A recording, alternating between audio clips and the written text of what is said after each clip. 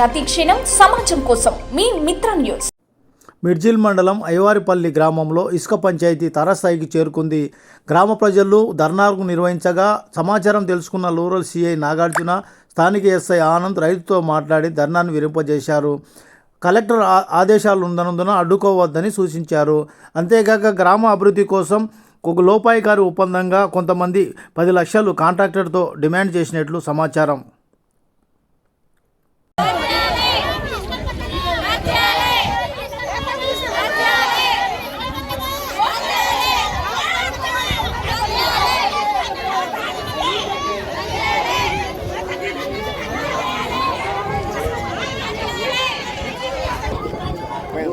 ఊర్లో అదే బుక్కిటే కొంచెం అంటే ఇప్పుడు నెంబర్ తెప్పిండే నేను ఎక్కడ అయిపోయినా